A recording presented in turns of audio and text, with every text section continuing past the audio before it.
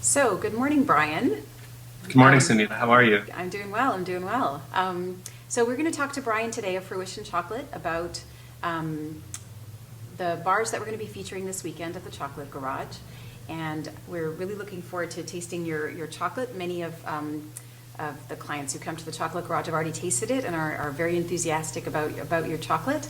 I thought we could start by talking a little bit about the Rustic Crunch. So that's the bar. I'm just going to hold it up so people can see it. This is this lovely package, as well as it's written Rustic Crunch on it. So this is a bar that you've created that combines chocolate as well as a few other spices and nibs. And I'd love to hear sort of the process behind how you decided to make this bar. Sure. So I wanted to create a chocolate bar that was in the style of a Mexican type chocolate, but not just make something that was a less refined bar, something that started out with fully refined, fully conched chocolate. So the Rustic Crunch starts, the base is our 70% dark. And to that we add a little bit of demerara sugar, some Vietnamese cinnamon, some cocoa nibs, and some pieces of whole Madagascar vanilla bean.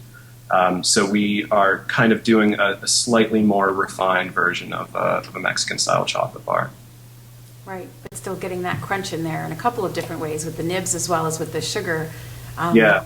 So the sugar that you're adding is not the crystals are actually still present in the bar. Is that correct?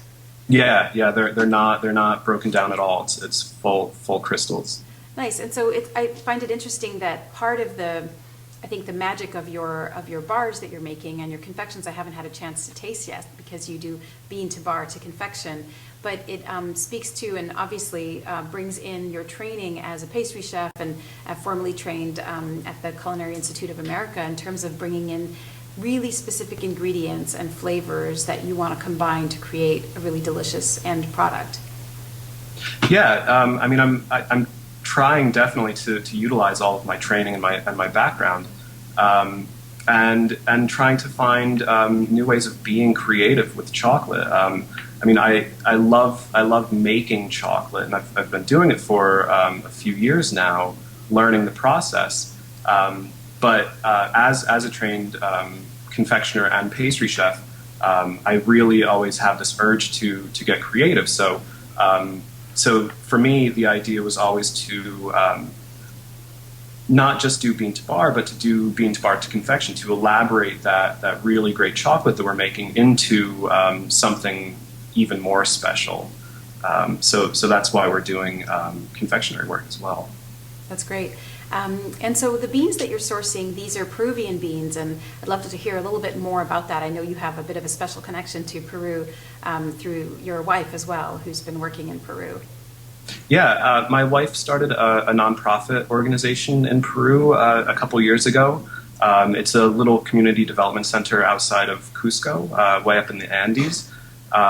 She's spent a lot of time there over the past 10 years.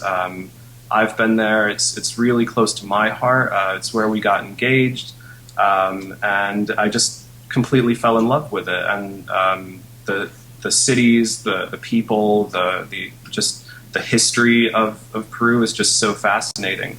And so for me, starting out as a bean to bar chocolate maker, it was a no-brainer. If I could find great cocoa beans from Peru, I was going to use them. That's great. And it sounds like you were telling me that you're going to be heading down to Peru shortly, and you'll be visiting a few different things, but you're also hoping to check out a bit of the cacao down there and different plantations and potentially where you source your beans as well.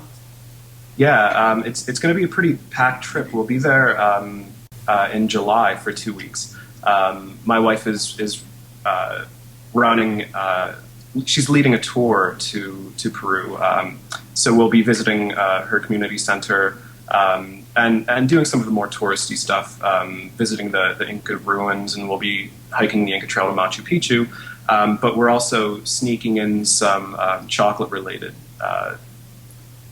side trips to visit a few plantations. And we'll be hopefully getting to visit some of the farmers that grow our beans. So really looking forward to it.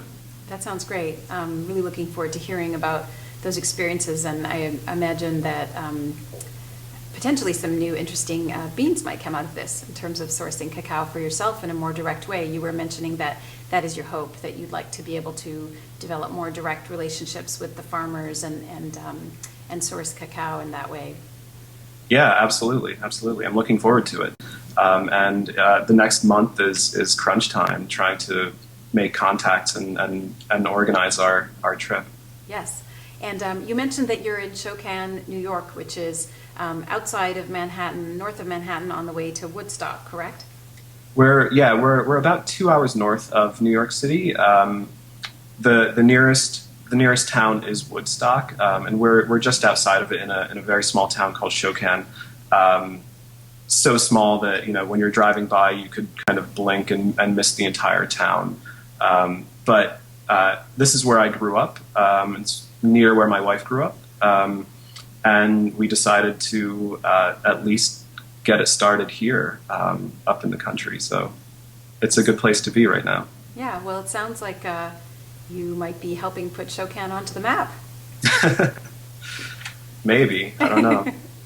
Thank you so much for your time, Brian. It was good talking to you, Sunita.